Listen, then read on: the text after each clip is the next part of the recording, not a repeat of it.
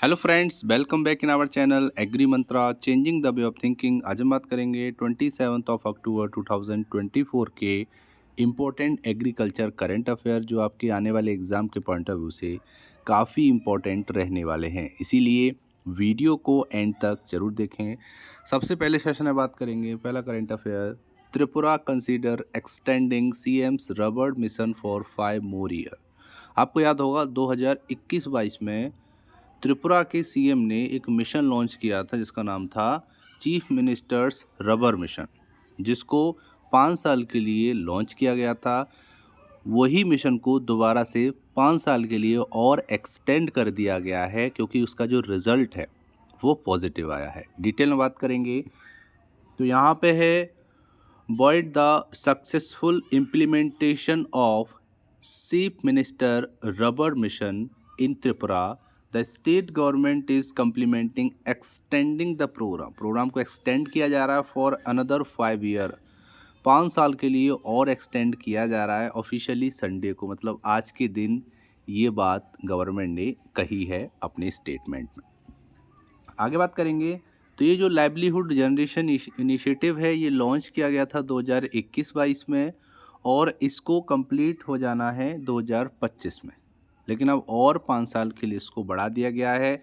2021-22 में 5 साल के लिए लाए थे, अब और 5 साल के लिए ये जो मिशन है वो चलने वाला है। इस मिशन में अभी तक 2021-22 से 25 तक बात करेंगे 24 तक 56,400 फैमिलीज़ को इसके अंडर लाया गया, इस प्रोग्राम के अंडर लाया गया, जहां पर रबर प्लांटेशन कराया गया अक्रॉस 46,086 हेक्टेयर ऑफ लैंड में। ठीक है, 46,086 हेक्टेयर लैंड में रबर की प्लांटेशन कराई गई पहले 4 ईयर्स में। 24 तक 4 साल हो गए, 25 तक 5 साल हो जाएंगे, तो 4 साल का डेटा सरकार बता रही है।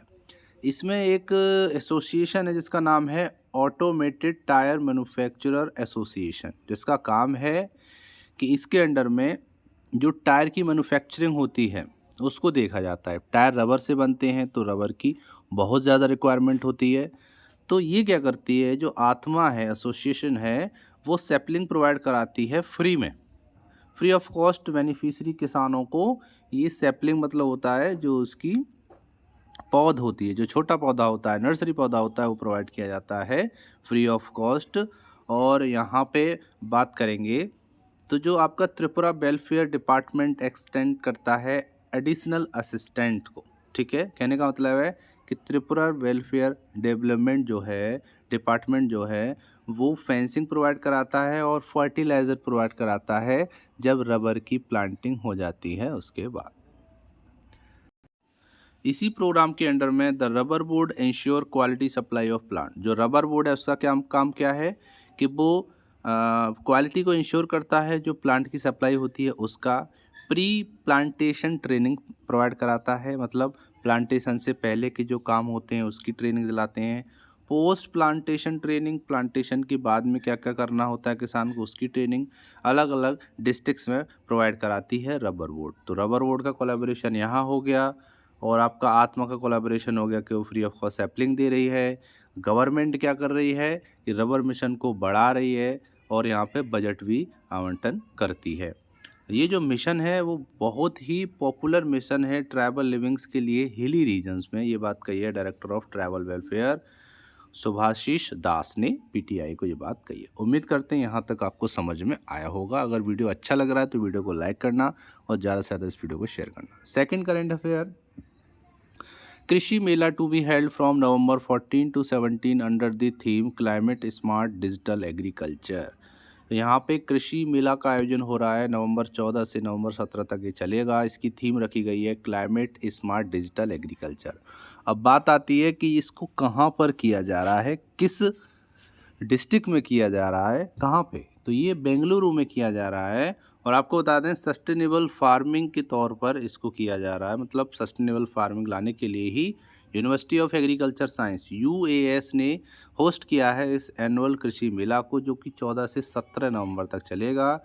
जगह है गांधी कृषि विज्ञान केंद्र, GKV के इसको बोलते हैं। ठीक है, ये जो इवेंट है इसको ऑर्गेनाइज किया जाएगा जॉइंटली कर्नाटका गवर्नमेंट डिपार्टमेंट, ठीक है, और इसको होस्ट किया जाएगा इस गवर्नमेंट डिपार्टमेंट के द्वारा। और इसका जो थीम है वो है क्लाइमेट स्मार्ट डिजिटल एग्रीकल्चर। इसका जो थीम रखा गया है वो है क्लाइमेट स्मार्ट डिजिटल एग्रीकल्चर। और ये न्यूली डेवलप क्रॉप वेराइटीज़ को भी लेकर आएंगे, उसके डेमोन्स्ट्रेशन होंगे, एक्सपर्ट इनसाइड स्टोरी होंगी और क्लाइमेटिक रेजिलेंट एग्रीकल्चर। आपको पता होगा कि एडवर्स इफ़ेक्ट, क्लाइमेट चेंज हो रहा है, एडवर्स इफ़ेक्ट क्लाइमेट के देखने को मिल रहे हैं, तो उसके साथ साथ भी हम क्रॉप को सक्सेसफुली कैसे ग्रो कर सकते हैं, ये होता है आपका क्लाइमेट रेजिलेंट एग्रीकल्चर। आगे बात करेंगे तो इस मेले में 700 से ज़्यादा स्टॉल लगेंगी, ऑर्गेनिक फार्मिंग की शोकेसिंग होगी, सॉइल लेस एग्रीकल्चर दिखाया जाएगा, एडवांस इरिगेशन दिखाया जाएगा, IPM के बारे में बताया जाएगा, स्पेशल एग्जीबिशन होगा हॉर्टिकल्चर पे, प्रेसिजन एग्रीकल्चर पे, मेडिसिनल प्लांट पे, वाटर साइड मैनेजमेंट पे। ये सारी जानकारी फार्मर्स को दी जाएगी। बहुत ज़्यादा इम्पोर्टेंट है क्योंकि ये आने वाले समय में एग्रीकल्चर के फ्यूचर हैं। ये जो 4 दिन का इवेंट होगा ये अलग अलग कैटेगरी के फार्मर्स के लिए होगा। और आपको बता दें कि यहाँ पे टॉप परफॉर्मिंग फार्मर्स को बुलाया जाएगा, 146 फार्मर्स को अलग अलग डिस्ट्रिक्ट से, ताल्लुक लेवल से, और जो यंग फार्मर हैं अंडर 35 उनको भी यहाँ पे बुलाया गया है। तो मतलब कहने का है एग्रीकल्चर को आगे ले जाने के लिए ही ये जो कृषि मेला है वो होने जा रहा है 14 नवंबर से 17 नवंबर, और जगह है आपकी बेंगलुरु। काफ़ी इम्पोर्टेंट है, आपको पता होना चाहिए। आगे बात करेंगे, लास्ट करंट अफेयर आज का इम्पोर्टेंट है बहुत।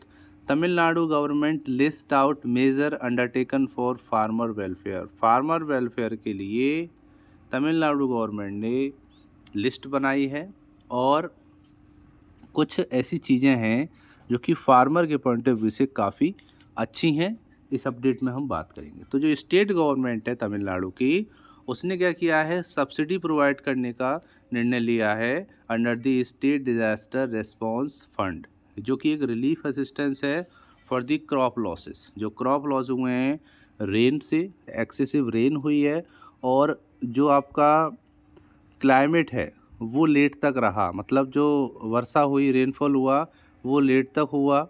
इसी वजह से जो क्रॉप लॉसेज हैं वो ज़्यादा देखने को मिले, और यही कारण है कि फार्मर को अलग अलग नुकसान के लिए रिलीफ प्रोवाइड किया जा रहा है स्टेट गवर्नमेंट के द्वारा under state disaster response fund.